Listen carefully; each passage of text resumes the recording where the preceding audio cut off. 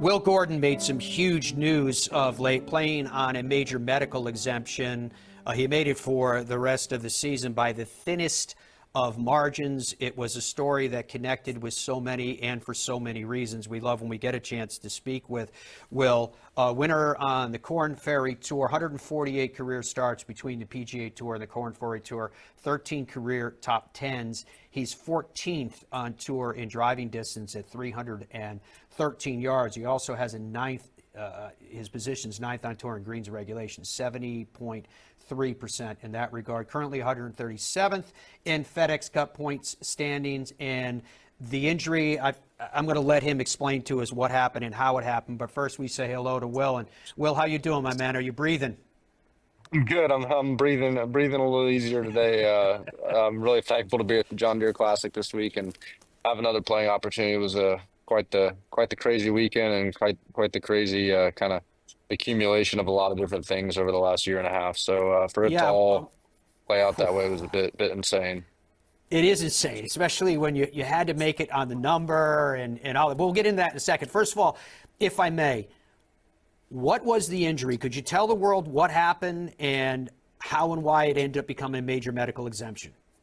Yeah, so a couple years ago, I started, probably 2.5 years ago, I started feeling some kind of symptoms in my neck and shoulder, kind of down my ulnar nerve tract. And looking back, I kind of had some symptom flare-ups that kind of got shorter and shorter in between kind of flare-ups. And I played the Phoenix Open last year, and I got home, was practicing, hit a drive, was playing with a couple friends, and felt like kind of some warmth in my elbow, and then by the time I made it to the green, I couldn't get my elbow out. I'm kind of next to it, couldn't extend it, and I ended up having a little tear in my forearm, and it came from basically three vertebrae in my kind of neck and spine area that had gotten so inflamed that I couldn't turn to the left. So basically, every time I'd swing a golf club, and I learned how to kind of throw my arm at it, and over time, my arm just couldn't take it anymore. So ended up taking, I think, a full 8 weeks off from touching golf clubs, and when I came back, had to start playing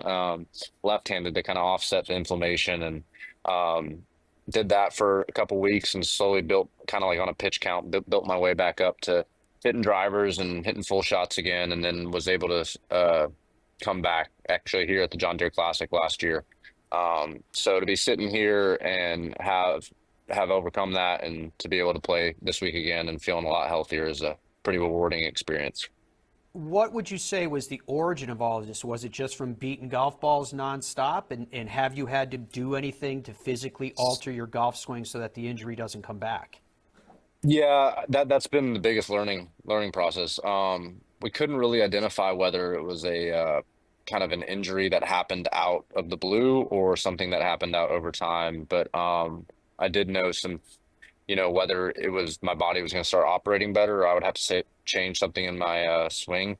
I've had to do a little bit of both to kind of offset, making sure those symptoms don't come back. So it's been a huge learning process and been difficult. I think I definitely maybe underestimated the process coming back, but like I said, it's been a huge learning process, and to be able to grow as a human and as a golfer through this process, I think looking back on all the heartbreak and all the little moments of growth that you hope to learn from instead of just waste. So I think I've tried to do that through every step.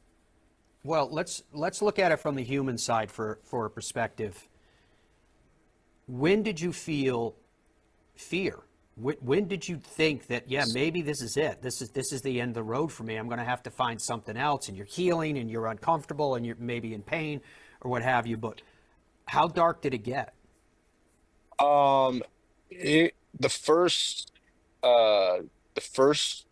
month or two when I got hurt, because I thought it wasn't going to be that long, and I went and saw a couple doctors in New York, and they couldn't really figure out where the origin of this was coming from, and then found some really good people in Greenville, South Carolina, that were able to help me, that had dealt with some similar stuff from a baseball perspective. And um, again, I never let my brain go to this is something that's going to end my career. It was just kind of a bump in the road.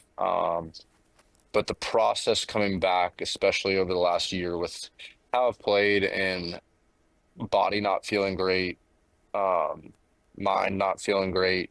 A lot of those moments have been pretty dark and a pretty challenging, but I'm extremely grateful to have a wonderful, awesome group of people around me, my family, my fiance, my agent, my coaches. I had so many people kind of help carry me through times where I couldn't really um, get through myself. And yeah, looking back, it's just been a wild year and a half, and a lot of growth has happened. So I just am trying to do the next right thing in front of me, and didn't know how the story was going to kind of play out as I've kind of gotten down to my last few medical starts. I've played really well and had some really tough finishes. Going back to even November of last year, just had some really tough finishes. I've had, you know, changes in my team, and it's just been a really adversity season of life. But I've really proud of myself for just, like I said, fighting to the very end, and it's pretty wild. It took to the last moment. Yeah, it was pretty dramatic the way that it ultimately played itself out. I'm curious when you talked about a lot of growth, because the implication is to me that we're not necessarily talking about something that's just between the ropes. We're talking about some bigger life stuff. How would you define it? Um,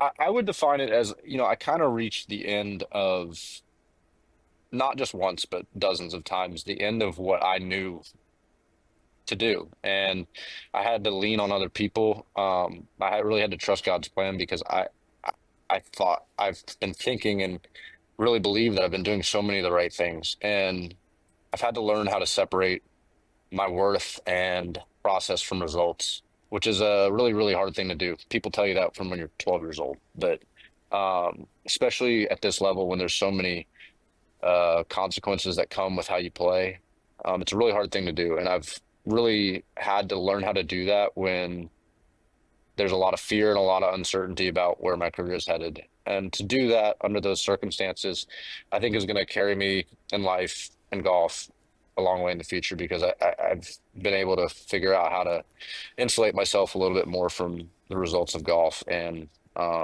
move me forward no matter what and get a plan together no matter what the results are telling me. Yeah, I mean, when you came on this morning and we have a friendly banter and I'm asking you how you're breathing this week and you said a little easier, is that true? Are you at a point right now where you're kind of like, hey, this week at the John Deere, I don't have to be quite so tight. I can be who I am. I can be the player that I used to know, perhaps. Is that something that you're feeling? Yeah, I think a little bit, like I said, the way it all played out, when you think about 30 events over the last 2 years, I played 16 last year and 14 this year, and that's kind of the way the major medical set up. So it's like a continuation of what I would have gotten in last year. And um, for it to, when I think about all the crazy stuff that's happened in my rounds and um, injuries and all the stuff that's happened away from the golf course, all the great stuff that's happened in my life away from the golf course, like for it to come down to that moment of having to birdie the last two holes and for all those crazy things to happen, I've missed several cuts by one shot over the last year. Um, you know, lip outs and a point 6 points, like way less than a stroke. Um, and for it to come down to that, it just really, I think, taught me how much of life is really kind of out of our control and all all that God really wanted me to do is stay faithful to my career and being the person that I'm kind of trying to be every day. And I think that experience really felt made me feel like there's a reason I'm supposed to be doing this for a living because I think I've struggled with that a lot the last year and a half because it's been such an uphill battle. So to get that feeling where you really realize how much out of control you are, um, and just trying to be faithful to what you know are the right things to do. And I've done that. I'm really proud of myself for doing that during some really hard times the last 6 months to a year. It's very inspiring. We've got about a minute left here. Will, could you talk to us about who your sponsors are? Yeah, my sponsors are Callaway Golf. I've been with them since I turned pro. They've been amazing. Travis Matthews, obviously under that umbrella, and they're great. Really fun content and fun company to be a part of. Wayne Brothers right here or over here. Good company out of Davidson, North Carolina. Keith Wayne. That's where I grew up. It's pretty cool to have a a relationship and a partnership with a company from my hometown, and it's a small town, a really small community that takes care of each other. And Keith's been instrumental in supporting me, especially the last year and a half. They came on board last at the beginning of last year or end of the year before, and I got hurt pretty shortly after, and he never blinked and was always there to support me. So. And then Sea Island Golf Club. I live down in St. Simons now. Sea Island Golf Club has been an awesome place to practice, and Frederica Golf Club is a special place to us. We're getting married there later this year, so pretty Congrats. special. Awesome. Congratulations with all of it, my friend. Point six. You should get that like tattooed someplace. Good Yeah. luck with the path that Thank you stands so much. before you. We wish you the very, very best.